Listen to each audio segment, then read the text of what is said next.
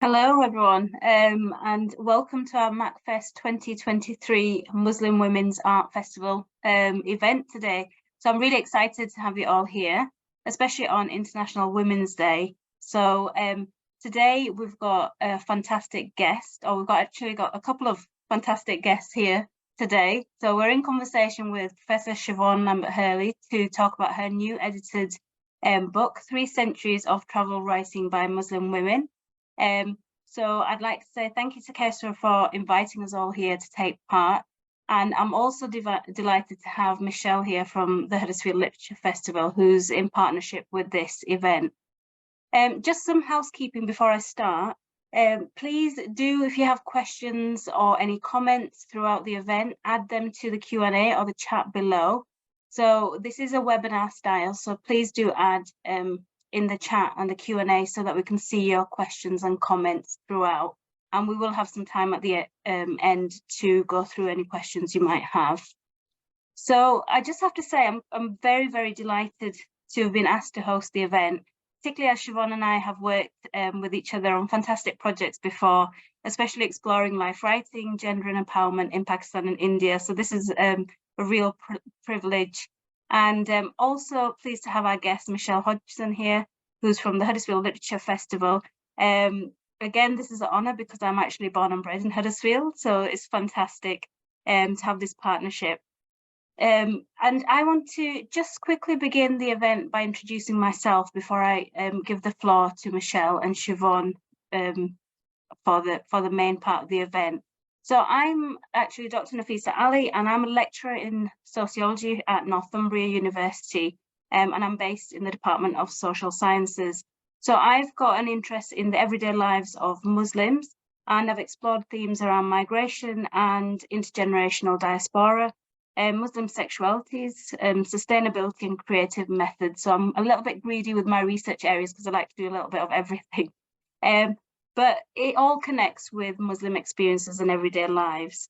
So I'm currently leading an exciting project at Glasgow Women's Library, exploring older women's later life experiences and the memories of the partition of India, where we're recovering essentially the lost voices of those who were children at the time of partition, or those who were born shortly after, which a lot of these voices are getting lost.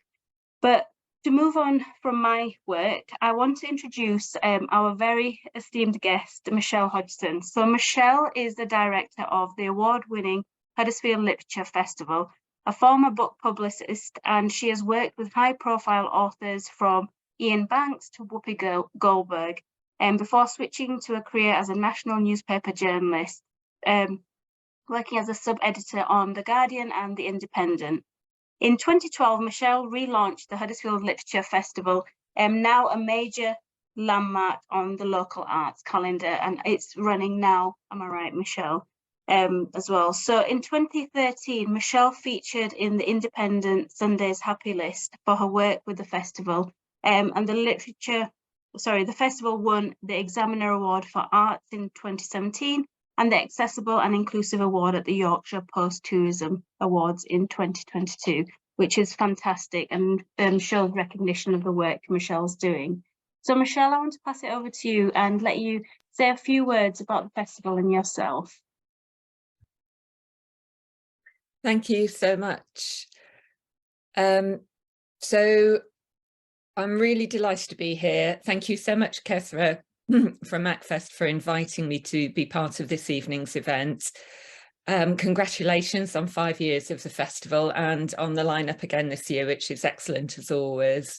We've done a few partnership events with MACFEST in the past.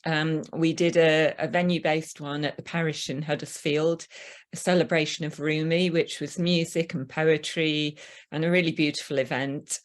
And we're delighted to be partnering with you again, although I'm quite grateful it's online because I'm in snowy Yorkshire right now. So the Huddersfield Literature Festival launched in 2006, and I took over, as mentioned, I can remember clearly, it was the 5th of November 2012, to do the first festival that I ran at the beginning of 2013. And there was £40.70 in the bank. So it was a bit of a challenge fundraising and getting the first festival going. that I was running. But since then, we've built it over the last 10, 11 years. We've got a brilliant team now. As mentioned, we've been nominated for a few awards, but the big one for us was winning the Accessible and Inclusive Award at the 2022 Yorkshire Post Tourism Awards, which meant an awful lot because we really do, we're completely committed to accessibility and representation in all forms. And I think that's reflected in our diverse offer every year. So just to tell you briefly about some of the things coming up at the Literature Festival, you can find us at hudlitfest.org.uk. That's HUD with 2 Ds. I'll post it in the chat later. Our theme this year is music, to time with the Kirklees Year of Music 2023, which is a regional festival running all year. Our dates are the 23rd of March to 2nd of April. We've got a few pre and post festival events.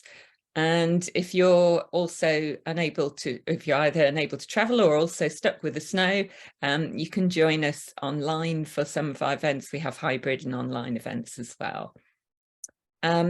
It's lovely to be here for International Women's Day because we always make sure we champion women's voices at our festival. Our headliners this year are the national treasure, the actor Celia Imrie, who's written a novel, and the celebrated poet Linton Kwesi Johnson. But we've got lots of homegrown Yorkshire novelists and other major talents, including the million best-selling novelist Millie Johnson and Linda Green, and a local author in Huddersfield here, Catherine Curzon. So if there are any Bridgerton fans out there, she's written a fascinating book, Inside the World of Bridgerton, comparing what you see on the TV show with what the historical facts are from that era. We've got a whole host of other authors, including Patterson Joseph, who also focuses on that era of British history. He's an actor and novelist. He's written a novel based on the real life story of a freed slave who became the first Black man to vote in Britain. We've got lots of strong voices for poetry, as always: Patience Agbabi, Jason Allen Payson, Helen Mort, and locally based poets, including our Poetry Slam host, Rose Kondo, and workshop tutor, Sharina Lee Sati. Plus the poet Cherie Taylor-Baptiste, who's working with the soul pioneer Omar Lyfook to present a multi-arts performance at our festival launch. That's on the Wednesday, the 22nd of March, and it's free. There will be pizza, there'll be drinks, if anyone wants to come along to that. We've got various other musical performances to time with our theme, including the Balbir Singh Dance Company, who we've worked with for over several years, including for our schools programme.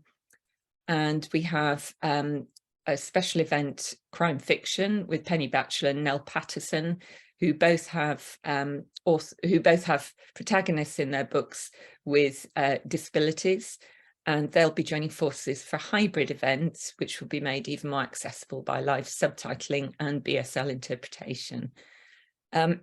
Plus lots of creative workshops. We've got an Ask the Agent and Editor event, which is booking really well. So there are obviously a lot of aspiring writers out there.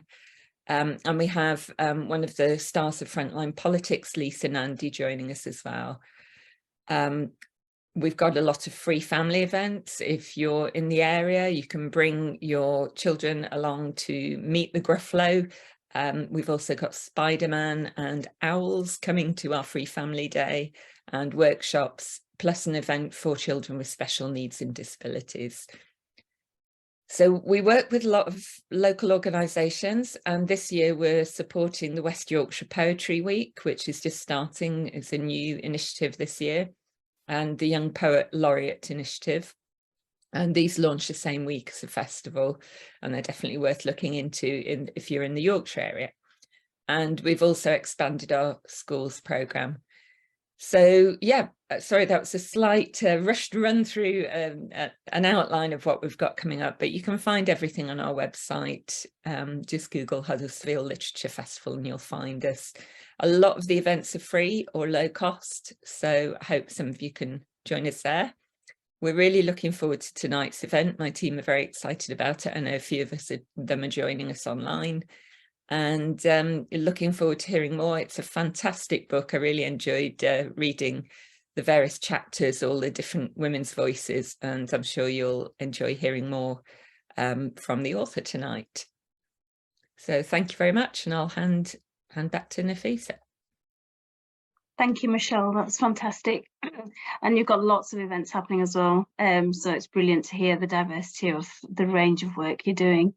So our next guest and main speaker of the event is Professor Siobhan LambertHurley. So thank you for coming today. And Siobhan is a professor in global history at the University of Sheffield, and she's a specialist on the history of women, gender and Islam in South Asia, with writings on socio-religious reform, education, princely states, autobiography, cultures of travel, and most recently food. So the book discusses, that we're going to discuss today, relates to a project that Siobhan led from 2015 to 2018 on Muslim women travellers from Asia and the Middle East, which was funded by the Leverhulme Trust. And she's currently leading another project, the Forgotten Food, Culinary Memory and Local Heritage and Lost Agricultural Varieties in India project, which is running from 2019 to 2023 this year. So she's got lots happening. I know Siobhan is a very, very busy woman. She has lots of amazing research and work happening.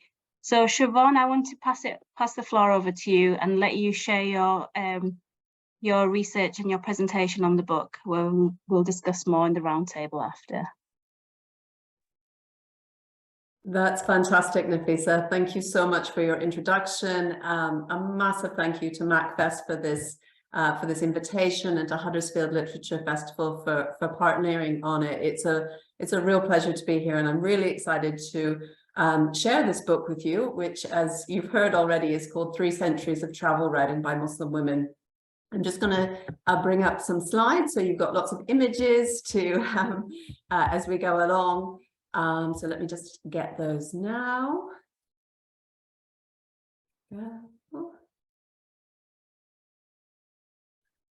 You can see those now.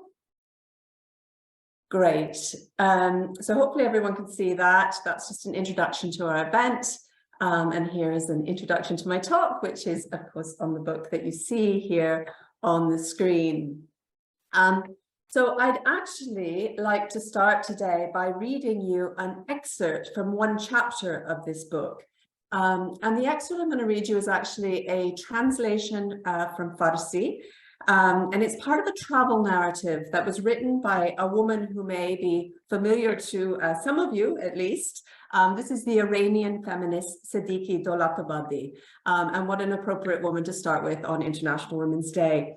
Siddiqui Dolatabadi lived and worked in the first half of the 20th century. You'll see an image of her here on my slide, and also her dates. You see she lived from 1882 to 1961. She actually traveled from Iran for the first time in 1923, at which point she was in her early 40s. And perhaps interesting that she didn't write a kind of fully fledged travelogue, but instead captured her experiences in a series of articles and letters which were published in various Persian newspapers. The one I'm going to quote from was actually published in 1945, so many years after her own journey, and it was published in a journal, a newspaper that she herself edited. And I think you'll notice when I read it that it uses dialogue to quite interesting effect. So she tries to capture a quite long exchange that she had with a French immigration officer when she arrived in Marseille in 1923. So she writes, "Here is my passport. Are you Iranian? You must certainly be an Armenian Iranian, isn't it? I am Iranian, but not Armenian. You can't be Muslim. Perhaps you are Jewish. No, sir, I am not Jewish. Not only have my ancestors been of Muslim and Iranian origin for generations, but my father was one of the Muslim jurists of his time. I can't believe that I'm facing a Muslim and Iranian woman. Now tell me, with whom have you come all the way here? I mean, who has brought you? I traveled alone, though God was with me everywhere." The official made a gesture of surprise. "My God, mon Dieu, a Muslim Iranian woman has traveled alone from Tehran to France? How did your government permit you to leave? Where did you get this passport?" And it goes on from there. Now, I start with this exchange because I think it really captures many of the assumptions that people have about Muslim women travelers, not just in the past, but perhaps now too. Perhaps an assumption that because of constraints on women's mobility in Islam, that somehow Muslim women aren't travelers, and that if they are, they face all sorts of specific challenges. Perhaps the need for a male guardian, as we see in this extract, perhaps the difficulty of making travel work within the practices of veiling and seclusion, something perhaps also implicit in this extract, and more things as well.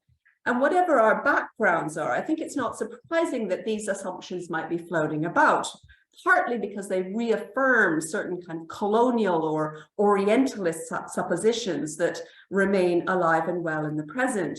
And partly because very few people actually have access to the historical record about Muslim women's mobility in the past beyond a few specialists. So let me introduce this book. This book is a great book to be sharing in this forum because it's really about making the historical record available to a much bigger audience, specifically by gathering, translating, and contextualizing travel narratives that were written by Muslim women over 3 centuries. And there's a real emphasis in this book on capturing women's own voices, which I think really resonates with what Michelle was saying as well. I think what we're going to see is that many of these voices kind of belie many of our assumptions. In other times, they may kind of affirm or inflect others. So what I'm going to do in my talk today is I'm going to really kind of draw on some materials from the book, and I'm going to kind of tell you about it, but I'm also going to be interspersing this talk with lots and lots of quotes from the extracts in the book. And I want to do that partly because I hope it'll really give you a flavor of the materials here, but also because it will allow me to privilege the voices of the women that we focus on. I do so, as you'll see from my slide here, with appropriate thanks to my collaborators on the project, Daniel Majchrowicz from Northwestern University and SunilSharma from Boston University, as well as the many contributors. You can't do a book like this without many people contributing. So I'm going to be quoting from chapters that have been prepared by a large number of regional specialists, not just Daniel, Sunil, and myself, but also for today's presentation, Roberta McAuliffe, who's from Boston University too, Asya Allam, who is at Louisiana State, and Nurten Kilic-Chubul. So I'm kind of I'm giving them their due by picturing them on the screen here. So what does this book look like in kind of practical terms? Well, I have a real copy in front of me, and you'll see it's quite a hefty book to start with. So it's a book of over 500 pages. And within those 500 pages, we have a fairly lengthy academic introduction. You have to expect that of academics. I'll be drawing a little bit on that today. But then that is then followed by 45 small chapters, each of which, as you see from the table of contents in front of you, is actually named for a Muslim woman traveler who wrote about her own experiences. Now, you'll note from this table of contents too that the book is divided into 4 thematic sections. And the way in which we've defined those thematic sections is by the motivations that women themselves had to travel. So this is quite contrary to the way in which lots of travel books are organized. Very often they're organized by where people traveled or where they traveled from. But we wanted to make sure that there was the possibility for comparison, so that women who came from all different parts of the Muslim world could be kind of have their stories told next to each other. So you'll see the first and indeed longest section of the book focuses on travel as pilgrimage. And this is perhaps not surprising, being that religious pilgrimage was the longest, the most consistent, and the best accepted type of travel by women. So it was the way that they could most easily justify going abroad. The second section then focuses on what became a kind of major impetus to travel in the 19th century. So you'll see we call this second section Travel as Emancipation and Politics. And I should note that the kind of political impetuses to travel here, whether they be individual or whether they be on government assignment or as part of some kind of delegation, were really wide. So for some women, they were kind of feminist in its broadest implications, but others were inspired by nationalism, by internationalism, and also by communism too. The third section, as you see here, is then entitled Travel as Education. And this really reflects how Muslim women began writing about their experiences of what we now call study abroad from about the early 20th century. And this study abroad might be either formal or informal learning. It included things like training programs, university courses, and also educational schemes. And then the final section is travel for obligation and pleasure. And that reflects that for many authors, travel was about commitments to their family. So it was about accompanying fathers, brothers, husbands as they traveled into exile for work or for study, or especially as time moved on, so certainly from the early 20th century, as they traveled for recreation. Now, it's probably obvious that we've had to take a reasonable amount of liberty in placing authors in one section or another. Motivations, of course, can be public, they can be private, they can be multiple. And we know that things like the Hajj, for instance, are often as much about politics as they are about piety. So we've had to kind of to take a call, as it were, in putting people in one or the other. It's also worth noting, I guess, that one kind of unexpected outcome of this thematic organization is that we came to realize that travel writing has certain somewhat kind of peculiar regional specificities. So one thing that surprised us was that we actually found no Arab or Southeast Asian pilgrimage narratives from before 1950. At the same time, all of our Arab and Turkish texts fell into part 2 on emancipation and politics. It also made clear to us that certain areas, specifically South Asia, were producing far more travel writing than any other areas. Now, if I turn to the chapters within each section, I think I can specify that each chapter is kind of divided into 2 main parts. So there's an introduction, which provides kind of biographical information about the author, as well as historical and literary context for her travel and travel writing, also some textual analysis. But then the biggest chunk of each chapter is dedicated to excerpts from a woman's writing. And almost all of these are in translation, and we're translating them usually for the first time from one of 10 languages. So there's source travel writing here from 10 different languages, including Urdu, Persian, Arabic, Turkish, Bengali, Punjabi, Chagatai Turkish, Indonesian, English, and German. And then inevitably we round each chapter off with a list of further reading. And this further reading also links to our project website, which, as you see on my screen here, is called Accessing Muslim Lives.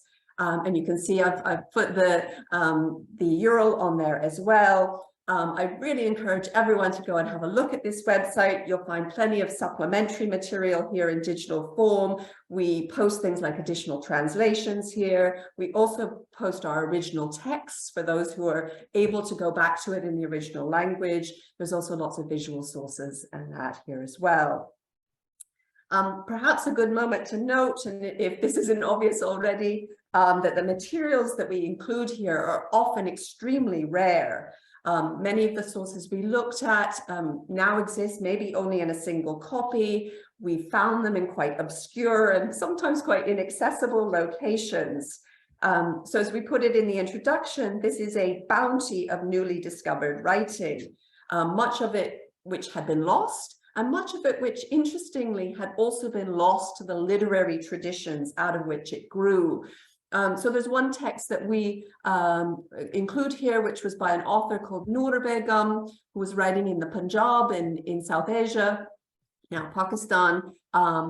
the area of Punjab in Pakistan at the beginning of the 20th century. And at the time, her text went into multiple editions. But now there's like one copy in a tiny library in rural Punjab. So you probably can see that a lot of kind of detective work over many years has gone into putting this book together. We certainly don't claim to have found everything.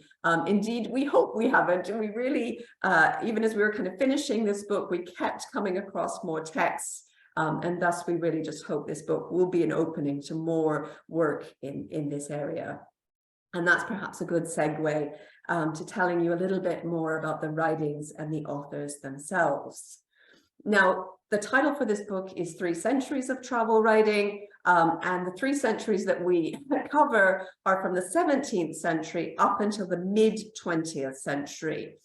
So we cut off in the mid-20th century, and we choose the date of 1958 particularly, which may seem a little bit random, but that cutoff reflects the transformative arrival of the jet engine on transatlantic commercial routes in that year. And we chose that because we thought with the introduction of the jet engine, it brought so many changes to how and why women traveled, and also how and why they wrote about it. So we were trying to get the kind of experience of travel before that big change. Now, I've noted already that all of our authors are female, but they're incredibly diverse within that. So I love this quote from our introduction, if I don't say so myself.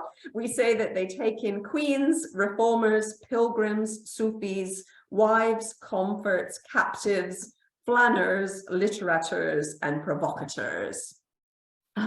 So you can see, first of all, on my slide here, you can see some of the texts that we've looked at. And then on the next slide here, you can see just a few of the women who find their way into this book. The women are equally diverse, I would say, in terms of their origins and also in terms of their destinations. So our authors hailed from many locations in Asia, the Middle East, Africa, and Europe. And I think the best word to kind of capture their experience is that they crisscrossed the globe. So they certainly weren't kind of contained in any way by that kind of quintessential imperial journey between metropole and colony. So just to give you a flavor of this, we have, first of all, Egyptians who traveled to India, as captured by the feminist Amina Saeed, who you see on the slide here. She wrote an Arabic travel account in 1946, which, as you see here, translates as Observations from India. We also have Turks in Finland. This particular woman wrote a very kind of dreamlike account of visiting Helsinki in 1932. We have an Iranian in South Africa. That is specifically Princess Shams Pahlavi, the daughter of Reza Shah Pahlavi, who went into exile with her father after his abdication in 1941. We also have Indonesians from Alabama to Moscow. So I think here are the 2 examples I've got on the slide. First of all, on the top left, Nyonya Olia Salim, who accompanied her doctor husband on a tour of American medical facilities in the early 1950s. And also on the right-hand side, the communist Suharto Suwarto, who went on a sponsored trip to the Soviet Union to observe technical and social advances there in 1954. Another example that we have is a princess of Oman and Zanzibar, who was later known as Emily Reuter after she fled to Germany with her lover in 1866. Also on this slide, you see the aristocratic British convert, Zainab, formerly Evelyn Cobbold, who was styled as the first English woman to go on Hajj or pilgrimage to Mecca in 1933. And then, as I said, we've got lots and lots of different South Asian travelers. The South Asians alone traveled to Arabia, the Levant, Egypt, Turkey, Iran, Britain, France, Germany, the United States, and many more places besides. Now, unfortunately, for all this kind of variety in terms of where people came from and where people went to and the kinds of people that traveled. Few of our authors, I would say, disrupt the association between travel and pilgrimage. So these were women who were privileged to travel and they were privileged to write about it. And part of the reason that these tend to be more privileged women is because of requirements for literacy. Now, I noted that we're looking at the period before the kind of 1950s, and if you think many literacy rates were very low in the areas that we're talking about. So in India in 1901, for instance, literacy rates were less than 1% among women. So most of our authors were privileged, often highly so. But what's interesting, I think, is they made very conscious efforts to write about a much wider array of women. So they wrote about women from all different socioeconomic backgrounds. And a few of our authors did have more modest backgrounds as well. One was Noor Begum from Punjab, who I mentioned already. And I wanted to point to another example here, which is the example of Dilshad, who was the author of A History of Immigrants, a sample page of which you see on my slide. She was actually forcibly deported as a prisoner of war from her city of birth in what is now Tajikistan to the Kokhan Khanate in around 1817 at the age of 17 years old. And it's very clear from her account that she came from a very modest background. She'd actually been orphaned as a young child. She was raised by her grandmother, who made a living from spinning. And she herself gained employment later as a teacher after she was kind of married off to an aging imam at a local mosque and trained by his mother, which is how she gained her literacy. Now, I thought I would share with you now a quote from Dilshad's chapter, which is translated from the original Persian, though she also wrote her story in Chagatai Turki too. And this is a passage in which she recounts how she became an immigrant. And she also points to her kind of humble social background. I'll just give a quick content warning here because she is talking about context of war, and thus there is some kind of violent context.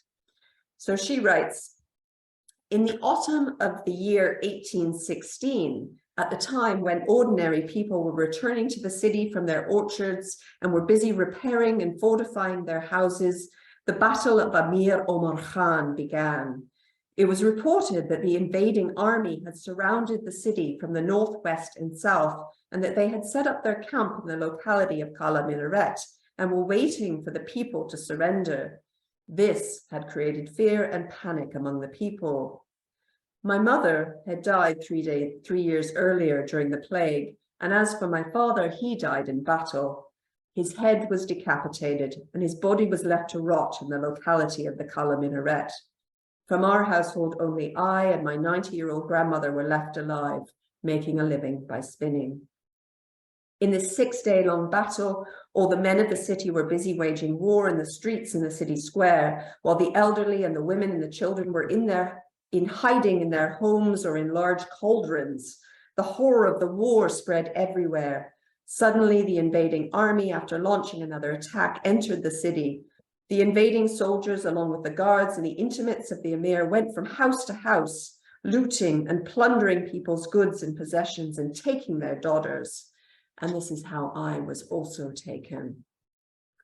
So I think you can see from this extract how she's really kind of claiming her voice as one of the kind of common people, one of the ordinary people to whom this war happens. And we can see how she's trying to kind of register the lives of ordinary people in her work.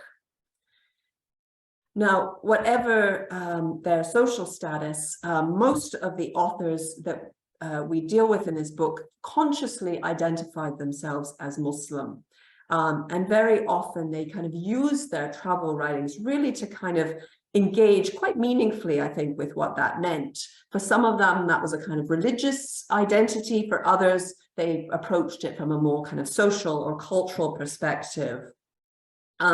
And I guess what we find, as the women themselves indeed found, is that there was no kind of single perspective or experience that adhered to this kind of identity of Muslim women. Perhaps inevitably, the positionality of our authors was determined not just by gender or creed, but as often principally by other factors too. So things like cultural background, race, class, politics, and of course, individuality as well. Also perhaps notable that very often these authors found their kind of ideas of community and Islamic practice challenged by their experience of travel. So one thing we find in the Hajj narratives especially is that many of these women went on Hajj, went traveling, kind of expecting themselves to feel kind of enveloped by a strong sense of belonging to the Ummah, of belonging to the universal Muslim community. They felt they were going to get this kind of heightened sense of Muslim unity. But on the contrary, very often the experience of being kind of butted up against other Muslims, whether from their own region or area or from elsewhere, whether it be on a Hajj ship or at the Hijaz itself, often kind of had the opposite effect. So very often the experience of travel kind of reinforced separate national, ethnic, or status identities. And very often these women found themselves kind of reinforcing the value of their own local practices, or in other times undermining them. So I thought, just to exemplify this, I might offer you a quote here from perhaps one of my favorite authors in the whole book, a woman called Rahil Begum Shabania. Unfortunately, we don't have a photograph of her, or at least not till much later in life. But she was from a prominent and quite accomplished family that was associated with Islamic modernism in India. She traveled on Hajj in 1923, and she then published a narrative about her pilgrimage a few years later in 1929. This account is particularly interesting to me because, as was mentioned by Nafisa at the moment, I'm currently involved in a project on food history. And we see in this account how she really uses food to kind of distinguish between the Indian Muslims who are aboard a Hajj ship and then the Meccan Muslims whom they're going to visit. And I might note too that this is another quote that kind of captures a dialogue between the author and, in this case, one of her fellow first-class passengers, another woman aboard the ship.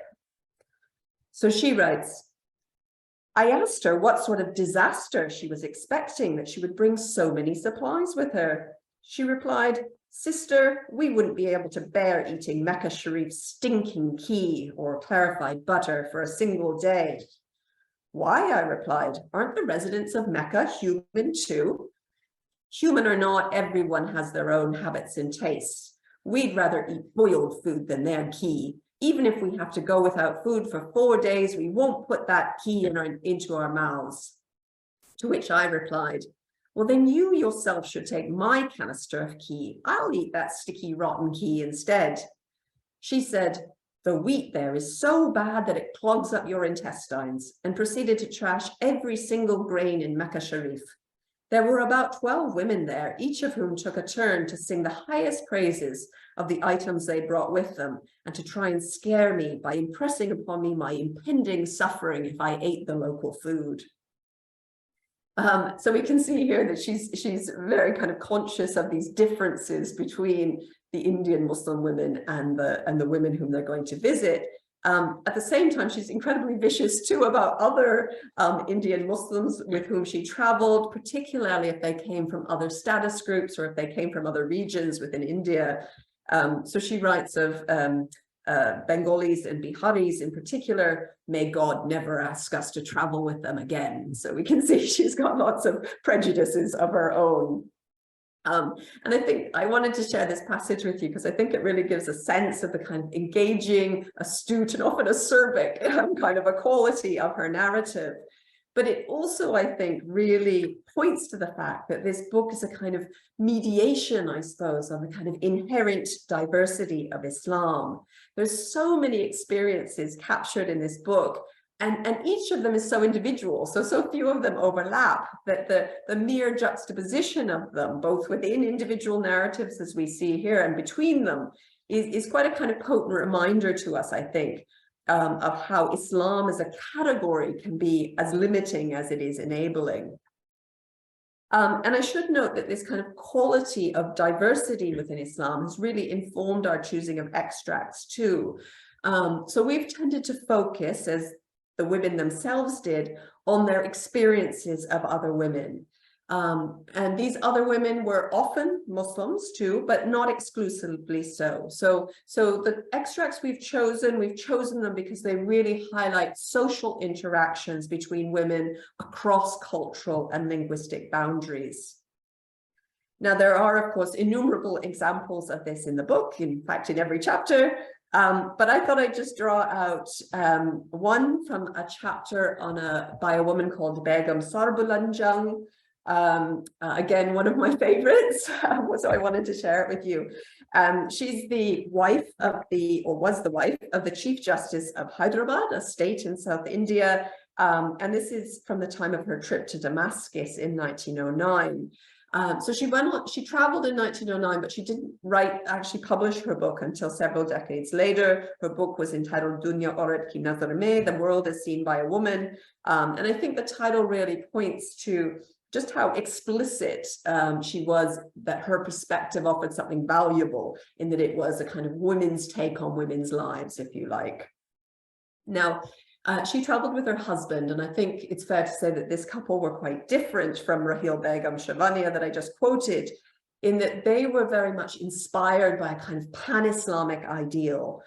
So they were inspired by the idea that one should kind of underplay ethnic and regional differences between Muslims. And Begum Sarbulanjang really consciously kind of went out seeking a sort of sense of Muslim sisterhood through her travels.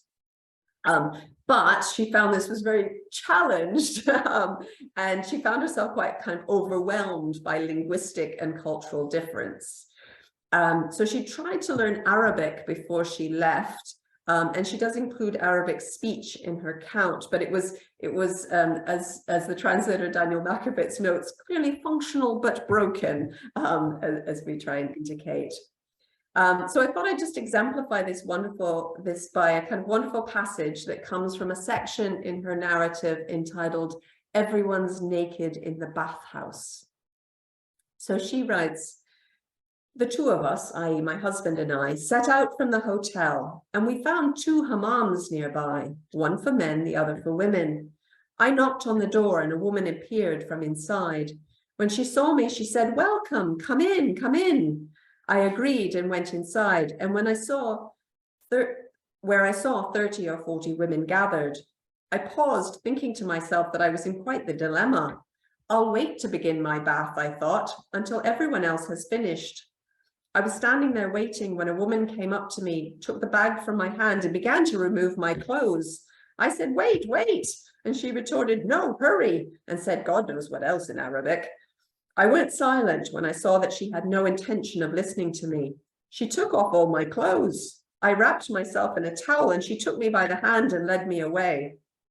When I stepped foot into the next room, oh, my feet were immediately burned. I said, 'Hey, you tyrant, hang on, my feet are burning.' But she kept on dragging me, saying, 'Come on, come inside.' The woman began to rub my body, washing me. In fact, 3 or 4 of the women stopped bathing themselves and coming over to me began to scrub me as well.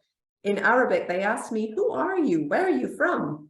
I said to them, 'I am Indian. In India, the hammam is at home, but here I saw the hammam is in the town. In the home, there is none. I am astonished.'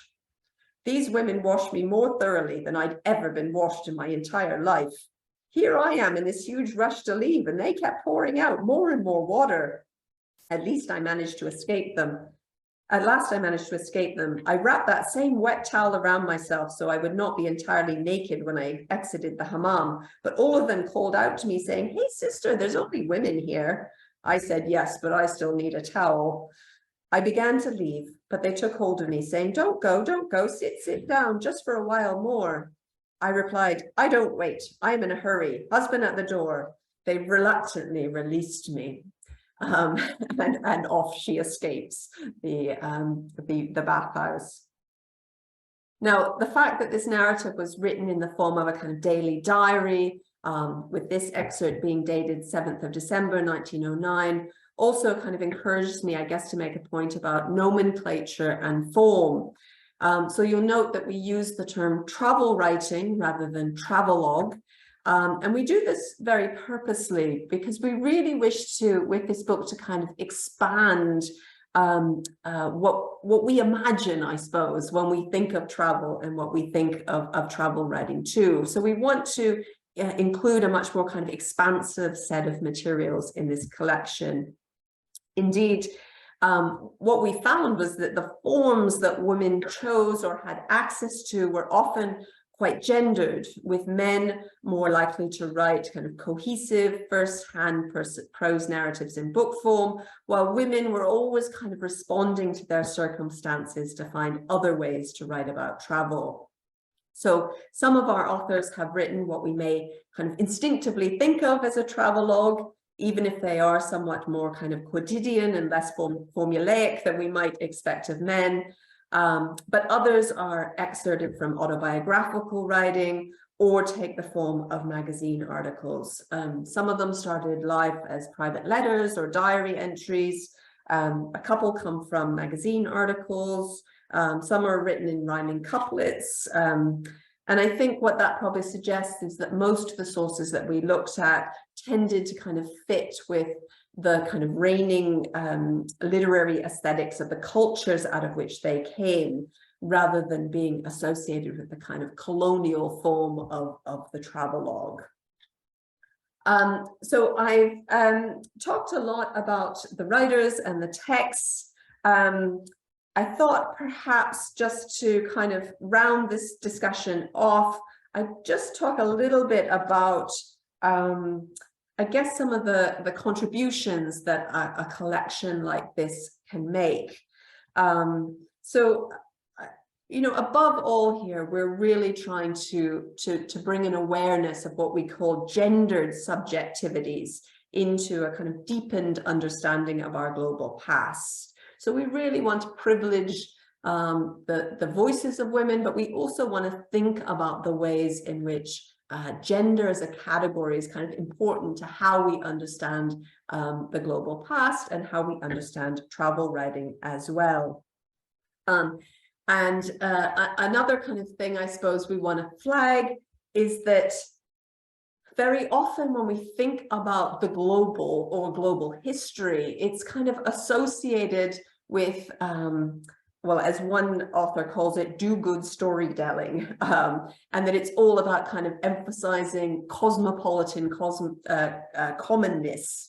But here we really want to kind of emphasize, I suppose, and I think this comes out from the extracts I've already shared with you, that motion, that connecting across borders doesn't always mean sharing, and that there's also exclusions that happen as a result of this travel. So we've seen that, you know, some of the authors in our collection kind of really reveled in that sort of sense of Muslim solidarity that they experienced on Hajj, for instance.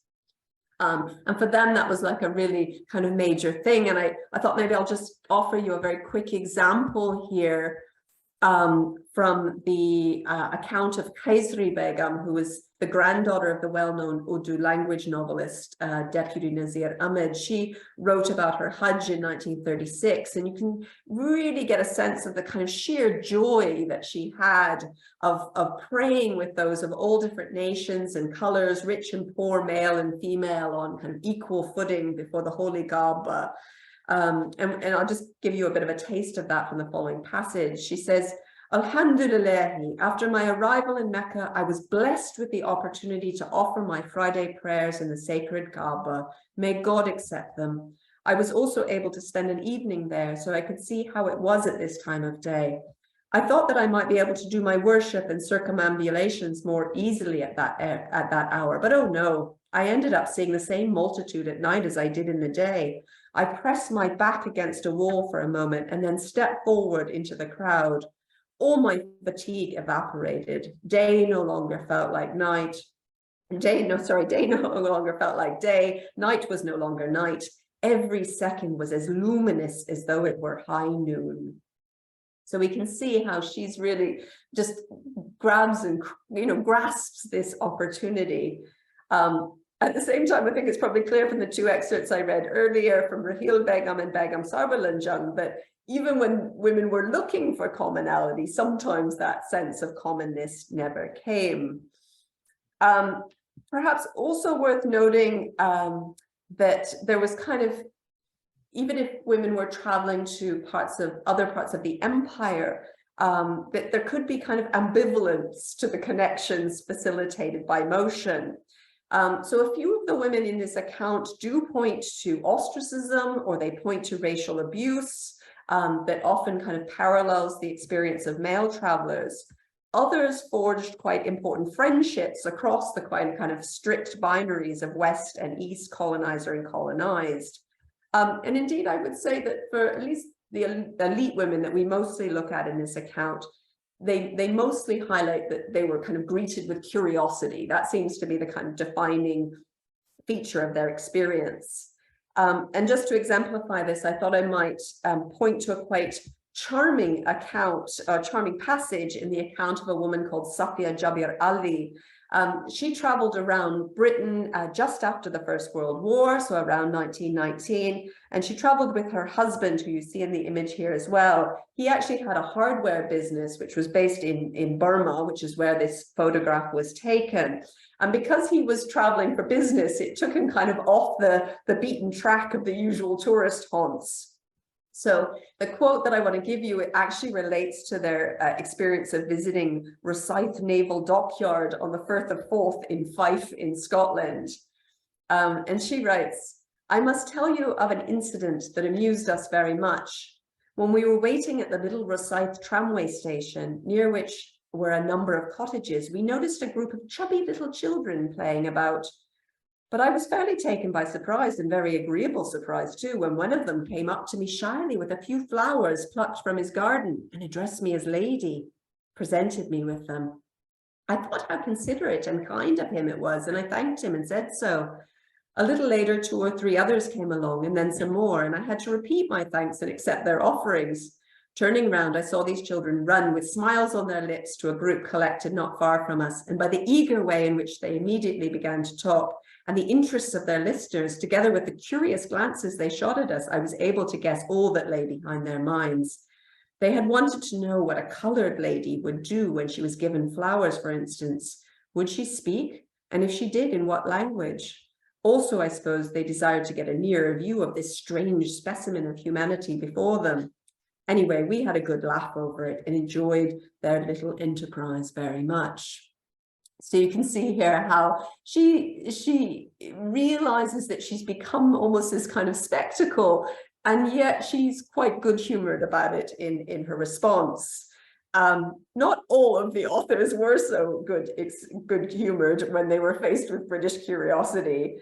I might point here to another one of my, I keep saying my favorite chapters, but maybe that's because I like them all, I don't know. But this one is a chapter on Begum Inam Habibullah, who interestingly was the great-grandmother of the well-known novelist Kamala Shamsi, who may be familiar to some of you. She came from a kind of Tulip-Duddy or landlord background in the United Provinces, and she visited Britain in 1924 with her husband and her young daughter to meet her 3 sons at boarding school in Dorset. And you can see the whole party in this image. She wrote about a meal out at a London restaurant. "We all went to eat in the restaurant. There were many tables put out, but thus far only a few people were present.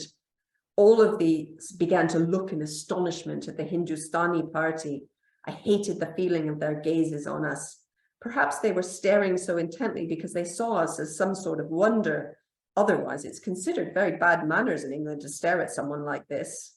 She goes on to say, "And the food, I think, can't but taste bad to a Hindustani. I can make this conjecture, for when I was in India, I was accustomed to eating English food regularly. But to be honest, since coming here, I've grown to detest it." So we can see from her kind of complaints about British cuisine that very often travel led to a sort of cultural entrenchment, if you like, rather than any kind of open-mindedness. And indeed, for many of these travelers, who visited Europe or North America, it often only confirmed for them that kind of Western culture and society didn't necessarily live up to its billing. And just a last example I wanted to share with you here is from one of our more famous authors, the Turkish Desanché Zainem Hanum, who was writing from London in 1908-9, spoke of the mirage of the West. She said, "It seems to me that we Orientals are children to whom fairy tales have been told for too long, fairy tales that have every appearance of truth.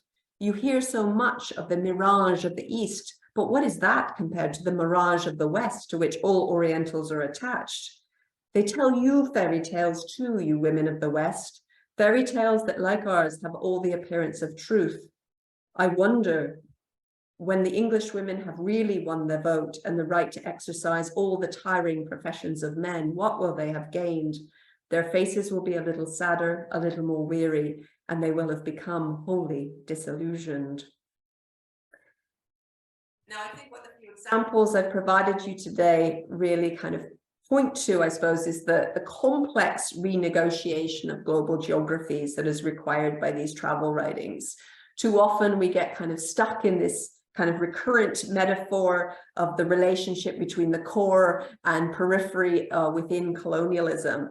And indeed, the whole time I was working on the project, I used to say to people, "Oh, I'm doing a project on women travelers." And there was always this assumption that I must be studying British women traveling to the colonies, if you like.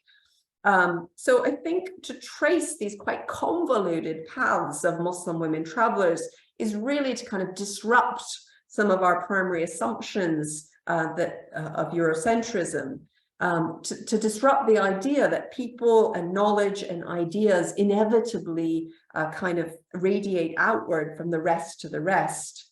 And I think if we engage very consciously with these stories, with these voices, and if we try and incorporate these kinds of perspectives into, in my case, our teaching and our scholarship, but also more broadly, that this is what it means in a way to kind of decolonize history. So this is a book that really pushes us, I suppose, to reflect on the privileging and the marginalization of certain voices, and really to bring the kind of past to bear on many debates that we have in the contemporary time too, around globalization, migration, and decolonization. And I suspect that's a very good place to stop, because I've talked more than I said I was going to, and I definitely want to leave some time for questions as well. So thank you. Thank you, Siobhan. That was absolutely wonderful. And you've got an amazing way of telling the stories as well. So you really brought them to life. So thank you for that. So there's so many questions that I have, and I know Michelle will have, and obviously the audience have been putting some questions up. So please do add any more questions that you have for Siobhan, and we'll come round to asking them in a short while. So there's lots happening in the book, and it's very empowering. And I think it's so it's perfect for International Women's Day, because just the way that you tell the women's stories. And when I was reading the book as well, as a Muslim woman myself, you know, it was really nice to see how empowered Muslim women have been. So not just in contemporary discourse, but the past, and especially, you know, the time period that you're looking at. There's lots happening in there with distance as well. I don't think we can actually emphasize the distance that they've traveled as well, which is amazing, especially in that period of time. So I know, Siobhan, when I was reading it, you know, there were things like they were being shot at, and they were, you know, riding on horseback in their fully clad, and it's just the imagery that was coming out. I think you really brought it to life with your presentation. Something I just want to add as well, it's amazing when you've put your pictures up there, the modernness or the way that they're dressing, and I think that kind of challenges that imagery of who a Muslim woman is, or what a Muslim family is. And I think we forget often that British Empire did rule for a long time across the empire, and I suppose we, as Muslims, we were living side by side with the British, and we had a lot of the cultural behaviours and practices embedded, which is kind of overlooked and disregarded. So there's lots happening there. So I will start off with one question, and I'll let Michelle ask some questions as well. We'll do a quick round table, I think just for about 5 minutes or so we can ask the audience some questions. But I think just to take a step back as well, what I would be really interested in, what sparked your interest in travel writing, and in particular Muslim women's travel writing? Thank you for that summary, Nafisa, and also for the question. So I came to this project because I really kind of dedicated my scholarly life, I suppose, well, one, to telling the histories of Muslim women, but also to telling histories of literary genres. So my first work was on socio-religious reform movements in South Asia, and so I was really engaging with kind of reformist literature. And before I did this project, I spent about a decade writing about the history of autobiographical writing in South Asia. And while I was doing that, I was thinking about kind of how we take a less exclusionary understanding of what autobiography is and how we expand that term. And I was gathering lots of sources in the field, and a lot of the work I do is, I use archives, as many historians do, but I've really tried to move beyond that and to kind of think about the home and the street as an archive as well. And so I do a lot of work with families and drawing out sources from private collections. And very often when I was kind of visiting with families in various parts of India, I would say I was looking for autobiographical writing, and then they would come forward with these amazing travel narratives. And I remember being sent from Delhi to Mumbai from one family member to another at one stage. And when I visited the family in Mumbai, they gave me the account by Safia Jabir Ali that I read from when with the chubby little children.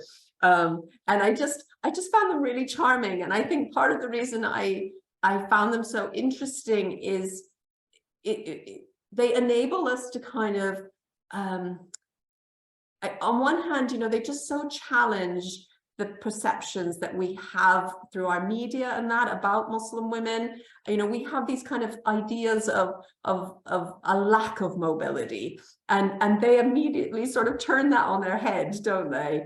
And I think it was the quality of the narratives themselves, which were really interesting, but also that way in which they challenge those stereotypes, that I just thought these are stories that need to reach a much bigger audience and become much more familiar to people. And yeah, just because, as you say, they tell these stories of really empowered women. And I think those are the stories we need to get out there, aren't they? Mm-hmm. Thank you. Michelle, do you have a question that you'd like to ask? Yeah, I'm just wondering where to start. There are so many questions. It's a wonderful account, and what I really love about it is the variety in there. The people from different backgrounds, but also different reasons for traveling, and the fact that there's different language depending on whether it was a diary entry, or when I was reading the book, the poet who wrote in such beautiful language about her travels. I remember someone saying that we shouldn't send scientists to the moon, we should send poets so they could describe what they see. And I just wondered, do you think— I should say too, sorry, just to interrupt you, but that's a real tribute to the quality of the translations that are done in this text too. That particular one by Noor Begum has been translated by my co-editor Daniel Majchrowicz, and he's really able to kind of capture the quality of that, and make it work in English. We tried to not do so much literal translations, but ones that would work for an English-speaking audience too. Well, he did a fantastic job. I mean, it reads beautifully, but I just wondered what you thought about travel as a kind of inspiration, whatever reasons people might set off on a journey. What they get out of it is not always what they expect. And I wondered what your insights were from these various accounts. Yeah, absolutely. I mean, very often these women talk quite explicitly about why they are traveling as part of the text. And very often, they have to articulate motivations which are kind of acceptable within their kind of social context and that kind of thing. So like I mentioned in the talk, you know, very often travel can be most easily justified if it comes within a kind of religious rubric, if you like. So saying that you were going on Hajj or you were going on some form of pilgrimage can be, you know, can justify the kind of act of travel. But it's quite clear as you kind of read beyond the explicit reasoning, if you like, that very often it was just about curiosity and the desire to widen one's horizons and see other parts of the world. And so, you know, those motivations, they don't exist in isolation, you know, and there's the public assertion, and then there's the and there's the kind of private desires that are behind the scenes.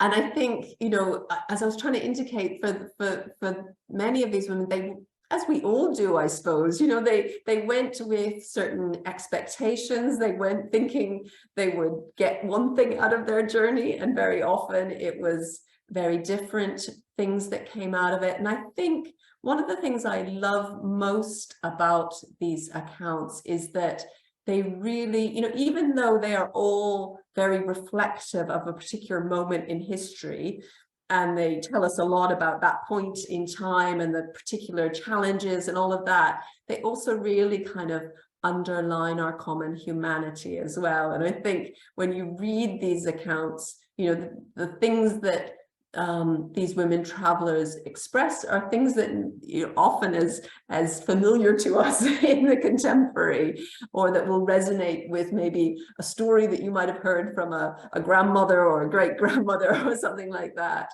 So yeah, I think often I was just thinking, you know, there's one account which I really like, is by a woman called Mohammadi Begum, and she left her husband, not left him permanently, but she left him. He was in Germany, and she travels from Bonn to Oxford on her own with an infant, and that, you know, you're asking for surprising things. I think the number of these women who do travel alone and spend a lot of time traveling alone is a little bit surprising, particularly in light of kind of, you know, requirements within Islam to have be accompanied by a male guardian and the like.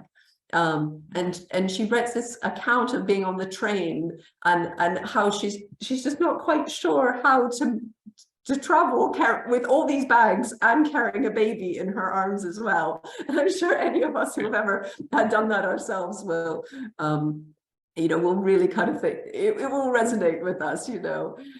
So yeah, I think there's lots of things like that. And the thing that perhaps, you know, surprises her most on that journey is she doesn't know what to do with the baby. So she goes up to some strangers on the train who happen to be German, and she says, "Can you just watch my baby for 5 minutes while I pop and get something to eat?"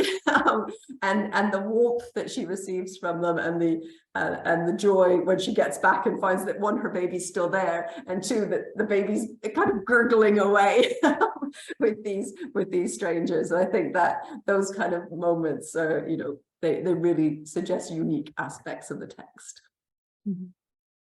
I think, Siobhan, you mentioned it before about the quality of the translation of the travel writing, and I think it really is fantastic, because I know when we translate things from Urdu or Punjabi, and you've got multiple you've got lots and lots of languages. 10 languages. 10 yeah. languages, yeah.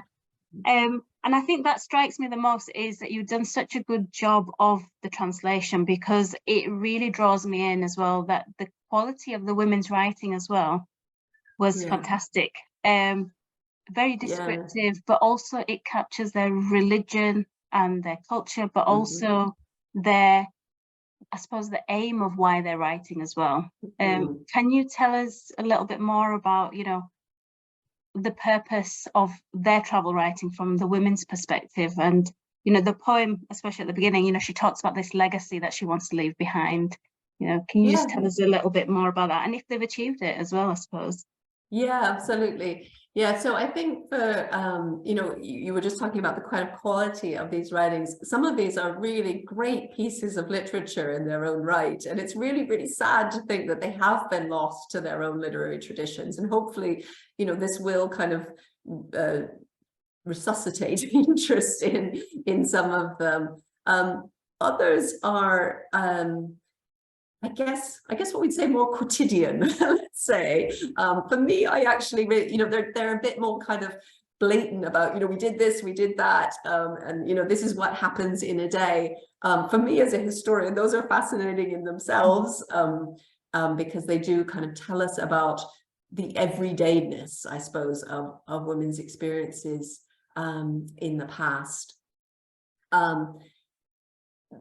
Thinking about why these women wrote, sometimes I think there's lots of different motivations. For some of them, like the case that you mentioned of Nur Begum, who we quote at the beginning of the book, she was trying to kind of gain, she was trying to sort of put her mark, wasn't she? She's trying to lay down her mark. She wanted there to be a legacy of her life and her experience. And I think she thinks that by writing about Hajj, about her experience of going on pilgrimage, that will be her legacy. For other women, they're writing as a means of kind of keeping contact with people at home as well. So many of these women were writing maybe letters, or they were writing diaries, or they were writing accounts that they could share with other women. So it's kind of interesting because they're maybe the ones in motion, but it shows how travel was still engaging those that were not traveling as well. So we have kind of, they're making armchair travelers, if you like, out of their relatives through writing these kind of materials. So there's this kind of using the writing to connect with others, I suppose. For some of them, these are kind of political treatises in a way. So this is a way of expressing their political ambitions, or of, there's one woman, for instance, she goes to a conference, a women's conference in India, and she uses that as a forum to advance the Palestinian cause. And so her travel writing becomes a way of kind of expressing those political commitments. So lots of, I can't generalize because, for each of the women, there's different considerations and different motivations to write. And I think probably some of them would be probably surprised if they could see the kind of audience that they're getting now. For others, they always intended the audience to be as broad as possible. Yeah, fantastic. Thank you. I think, Michelle, are you happy for us to, shall we ask the audience and see if we've got any questions? Yeah, let's open it up. Yeah. So I know in the chat, so please do add any questions that you might have, even if it's a short question or a long question, do just pop it in the chat and we'll ask Siobhan. So I know we've got a couple already. So Wafa has asked, so this is about Dilshad's excerpt that we've got, and she's asking, is it in Persian? So am I correct in saying it was in Urdu? No, Dilshad wrote, first of all, she wrote in 2 languages. So she wrote in Persian and she wrote in Chagatai Turkish as well. And it was, so as I probably indicated already, the only way you can do a project like this is with a massive team. And Nurten, who I showed her picture at the beginning, she was the one that translated this extract. And she consulted both versions of it from the 2 languages, but she actually did her translation from the Persian. So yeah, that is that's the version which we've worked from for that one. Because yeah, she was writing in that's one of our, I think our only sources that comes from Central Asia. We searched long and hard to try and bring in sources from Central Asia, and that was the one we were able to bring in. So yeah, that reflects those languages there. Brilliant, thank you. So Hiba's asked, so she's asked, please, well, she said, please push to republish Zainab Kobol's Hajj account. So I know that is included in, so Zainab Kobol's Hajj account. Oh yeah. So that's included in the book. So do you want to tell us a little bit more about that? Yeah, so Zainab Kobold was an English aristocrat whose family had a what do you call it? They had their lands were mostly in Scotland, so they had an estate. That's the word I was trying to think of. They had an estate in Scotland as well. But she was very closely associated with the Woking Muslim mission, which is based at Shah Jahan Mosque in Woking, and is still there today, and you can still visit. And that Muslim mission that was associated with that mosque in the early 20th century very consciously sought converts to Islam from amongst English aristocracy especially, and she was one of the very high-profile converts. And so she kind of had quite a, you know, she was very vocal, I suppose, in the 20s and 30s, kind of talking about her experience as a Muslim convert. And as part of that, she went on Hajj in 1933. And as I say, she styles herself as the first English woman to have gone on Hajj, and she wrote an account of that, which was then published, and which is available. It's called A Pilgrimage to Mecca, and which has been published in various editions throughout since that time. And it was also published in extracts of it were published in Islamic Review, which was the journal of the Woking Muslim mission at the time. So yeah, so lots of versions of it. You can buy the book, but we've chosen specific extracts of it to include in a chapter on her. And as I say, that chapter also has kind of a biographical introduction to her, and it enables those extracts to be put in the broader context, literary and historical context too. Brilliant. One of the other questions that we've had in the chat is which of the women did you feel closest to, or which narrative engrossed you the most? Well, you probably gathered from what I said that I'm quite engrossed by all of them. And that I do, yeah, it's kind of funny when you work on a project like this. I can see there's a question in the chat too about how long did this take. Inevitably, it took longer than we planned. That's probably the best answer. So we worked on this project for about 7 years in total, gathering the materials and then going through the process of choosing extracts and translating extracts, and then all of the research that had to go into kind of putting them in context. And you know, the important thing to recognize is that most of these women have never really been recognized before, or a lot of them haven't. There's a few famous examples like Zainab Cobalt, but a lot of them haven't. So to write a biography of them or to contextualize them took a lot of kind of research in itself. And in the course of that, you feel like you come really close to them. You feel like you get to know them really well. I don't know if I can pick one. I suppose one woman who I really enjoyed working on was the woman I mentioned, Safia Jabir Ali, who, as I said, traveled to Britain on her own in 1919. She comes to Britain in wartime, just after the war. So Britain's in a very kind of poor state at that point. And I just felt that her get up and go, as it were, was, and her willingness to kind of, visit all these kind of far-flung places. She talks about coming to my own city of Sheffield, where I teach, for instance, and she talks about, visiting London. And I just think it was her openness and her joy and her fascination. And she also just writes in quite a charming way. And I think maybe that's the one that, yeah, I feel closest to. Brilliant, thank you. So I think just to finish up, our last question, in translating the accounts, how was the question of language approached? So we spoke a little bit about that anyway, but they asked, particularly in terms of the use of English terminology or the creation of a new lexicon by the authors. Yeah, so translation is a difficult process that anyone who works in this area will know. And I made the point already that we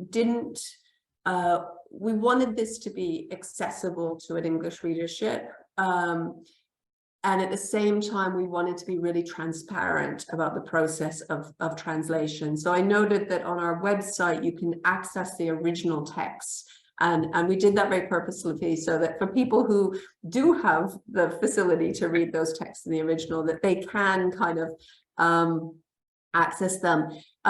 We also felt that, there's a lot of words that, are used that come from Islamic languages, which are now, or Muslim languages, which are now kind of part of English language. And there's a lot of things too that are just untranslatable, aren't there? So we didn't try and translate those. We tried to kind of leave those as they were. The book has a full glossary so that we don't translate them every time, but you can always kind of go to the glossary and look at those specific terminologies, and so then we can give a little bit of a longer kind of explanation of how they are used. And there's also, the book, we don't, this isn't a full kind of academic book with lots and lots of footnotes, but there are annotations throughout to explain concepts and words and use turns of phrase that may not be familiar to the contemporary reader. So yeah, hopefully that answers that. And yes, the book is available to buy. It's it comes from Indiana University Press, and you can buy it off their website, or it's available on Amazon or any other other bookshops as well. Yeah. Brilliant. Thank you so much, Siobhan. It's been wonderful, and the book is such a huge contribution to the history of Muslim women and the lives of these women as well. So you have, I feel personally that you have achieved their goal of leaving a legacy. So I think it's such a wonderful contribution. So thank you today for your time. So I just want to say thank you as well to Michelle. And if you want to add anything else before we wrap up. I was just typing in the chat, thank you, Siobhan, and also to MACFEST for putting on such an interesting event. And it's great to see so many people joining in to listen tonight. And I hope you will all buy the books. Don't forget there are lots of independent bookshops as well. I've put a couple in the chat that we support, Read Bookshop and Fox Lane Books, who could order the book for you as well. But you'll love it. It's a great read. Brilliant. Thank you both so much for the event, and thank you, MACFEST, for hosting us as well. So thank you very much. Okay. I'll pass it over to Kaisra. Right, thank you so much, ladies. My goodness, I don't know what to say. That was simply fantastic. Such a totally engrossing talk, Siobhan. Wow, I'm literally lost for words. I'm telling you, totally lost for words. And I'm so glad to host you and to listen to you and to your riveting talk about Muslim women travelers, and the way you delivered and all those lovely pictures, and the story just was simply amazing. I'm sure our attendees, who I really want to thank for giving their time in the evening, away from the family and their dinner, if they're not having it already, I'm sure they thoroughly enjoyed it. I know I'm going to get lots and lots of texts saying, Budgie, that was wonderful, so and so. And so please, everyone, do join us for another panel, which is here, as you can see, photography and the identity issue with an amazing photographer, Maha from Kuwait. And see you then, inshallah, on Friday. So good evening and assalamu alaikum. And thank you so much, Michelle, for joining us as well. It was great to have this partnership. And Nafisa, fantastic hosting as always, mashallah. Okay. Would you like to do this again next year, Nafisa? Anytime. Okay. She was absolutely brilliant. You really are fantastic. I love your book. Okay. Bye-bye for now.